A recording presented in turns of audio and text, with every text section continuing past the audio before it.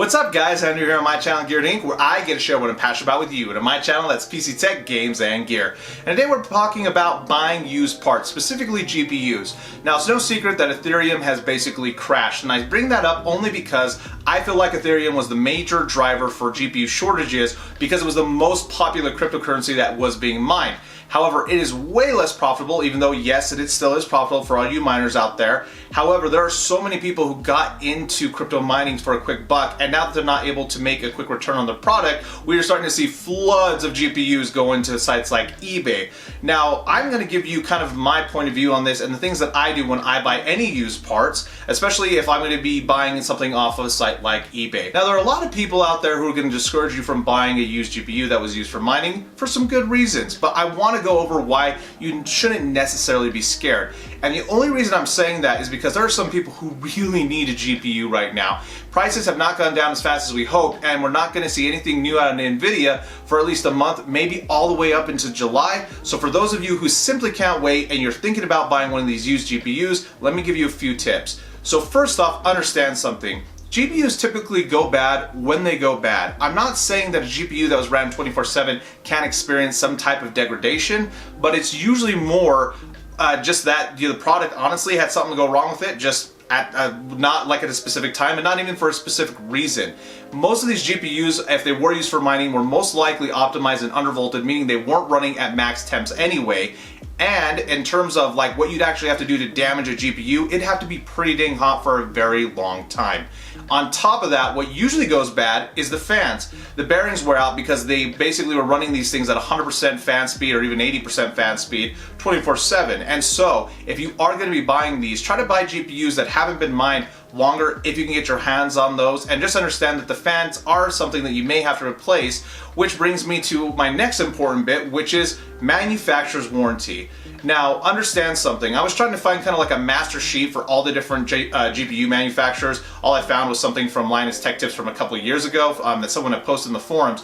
But there are some manufacturers that are absolutely better about their warranty than others. I specifically have a personal experience where I had a 1080 that went bad due to the VRAM. I got one of the very first ones and there was a huge problem with the VRAM overheating.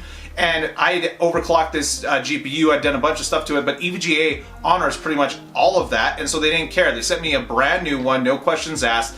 After I sent the one I had in, it wasn't refurbished, like it was brand new, because they're awesome. Sites like MSI aren't so great in terms of they don't necessarily allow for certain things they still covered under the warranty. So before you buy, look up the warranty of whatever you're buying. You find a GPU that you're bidding on, go to the website, look up the manufacturer's warranty and see what's covered and what's not, because you may in fact have to send it in. Now, secondly, I don't buy anything without pictures.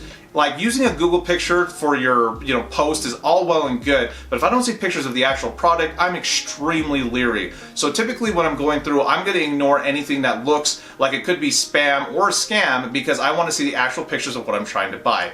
Thirdly, I want to take a look at the reputation of the buyer on eBay. So obviously you look at the stars and everything like that to see if they generally have positive experiences or not. And then you also want to take into consideration that most of these, even if they said they weren't used for mining, guys, a lot of GPUs were. So just kind of have that assumption going into it. There are going to be a lot of people who are going to mislead and say, oh, I didn't use this for mining, I only used it for gaming, whatever. Probably not true. But when you're looking at buying, those are some of the things that I personally look at when I'm purchasing. The last and final thing that's probably as important or more important is cost. There are a lot of people who overpaid for these GPUs and they're trying to get back as much of it as they can or even make profit.